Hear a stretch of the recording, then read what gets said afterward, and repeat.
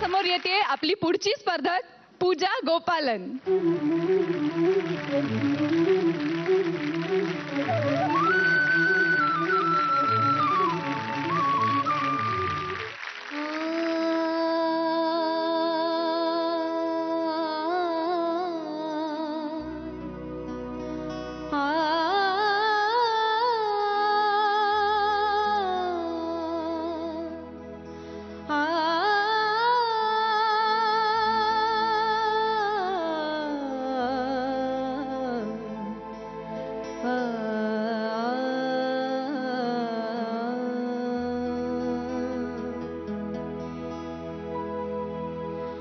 माझिया मना जरा थांबना, माझिया मना जरा थांबना, माझिया मना जरा थांबना, पाऊली तुझ्या माझिया खुणा, पाऊली तुझ्या माझिया खुणा, तुझे धावणे मला वेदना, माझिया मना जरा थांबना, माझिया मना जरा थांबना.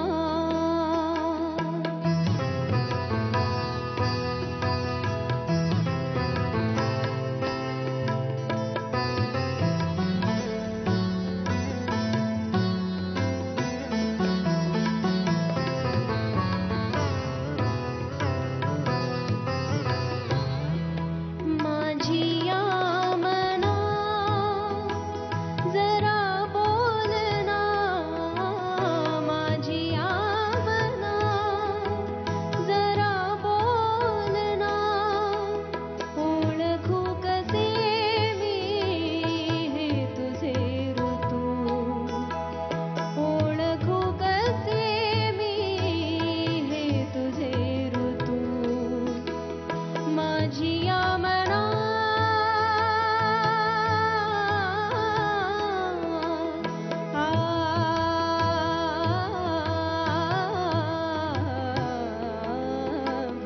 माझिया मना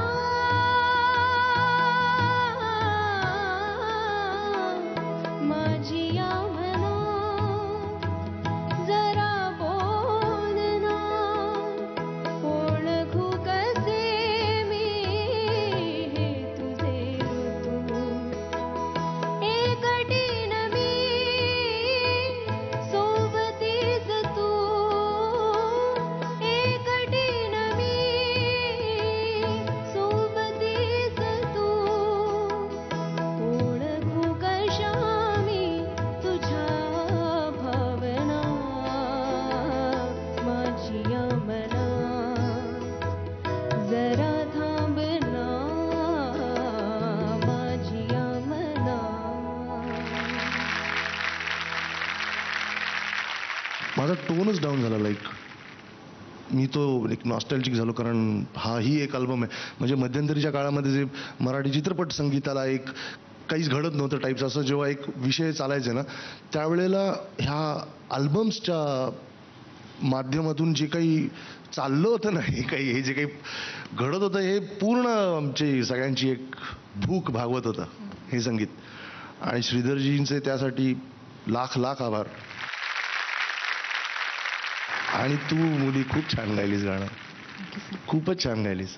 मला तुझ्या अंतऱ्यामध्ये आणि फक्त तुझ्या साईन मुखड्यामध्ये एक ज्या शेवटच्या ज्या लँड्स आहेत ना, जिकडे परत आपण मुखडा सोडून म्युझिककडे जातो, त्या दोन्ही वेळेला माझं असं मत आहे की तुला ती नोट समजलीच नसावी, किंवा ती तुझं त्याच्याबद्दलचं तुझं काहीतरी मिस झाली असेल ती, त्या समाधी अवस्थेतनं तो खटकन ते बाहेर पडायला व्हायचं, तो थोडासा तो सूर समजून घेतला असतास तरी ते झालं असतं. पण ती मला असं वाटते की ते तुझ्या अंडरस्टँडिंग मधलीच चूक आहे, त्यामुळे त्याच्यात किंवा ते तुला कोणीतरी अजून नीट समजवायला हवं होतं.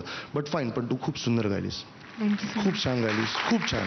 तू मला वाटतं मैत्रिणीशी मदत घेऊन त्याचा शब्दांचे अर्थ समजून घेऊन त्याप्रमाणे तू तुझा फील देतेस ना. सो हे सगळे तुझे एफर्ट्स बघून तू आज इथे जे काय गायली आहेस ना, ही ती तुझी भाषा नसताना आणि हे गाणं इतकं समजून घेऊन अशा पद्धतीचं गाणं हे जे तू आज इकडे परफॉर्म केलं ना, that is outstanding. Thank you so much sir. All the best, all the very best. Thank you so much sir.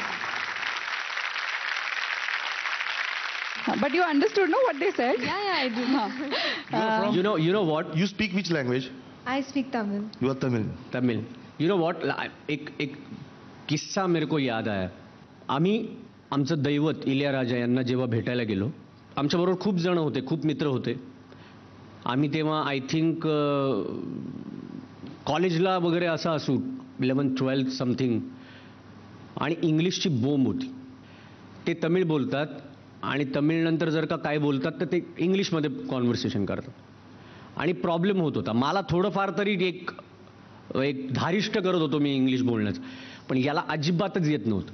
त्यामुळे अर्धा तास तिथे बसल्यानंतर यांनी एक वाक्य जमा केलं, बनवलं वाक्य की sir can I talk in Hindi. आणि त्या माणसाचं मोठेपणा बघा, किंवा काय तो माणूस लेजंड असतात.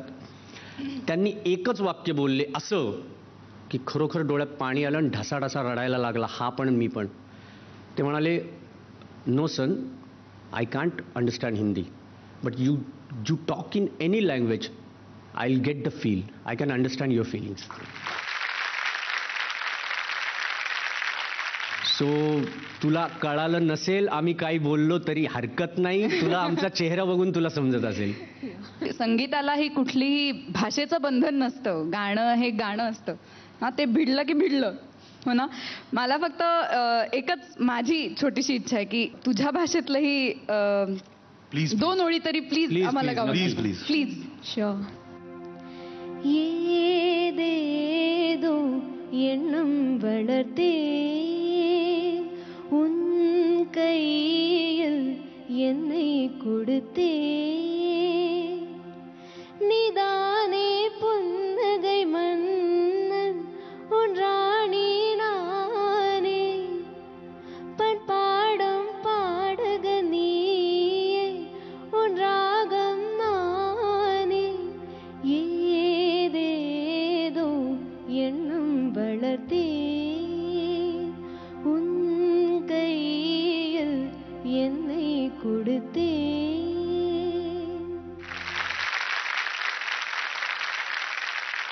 राजाजींची खासियत आहे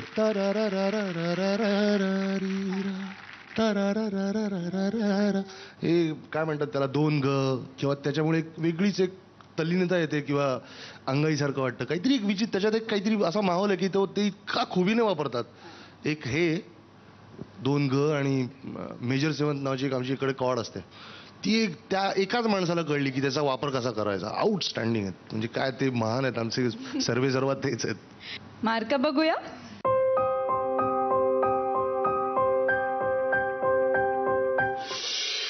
मी क्या बात है.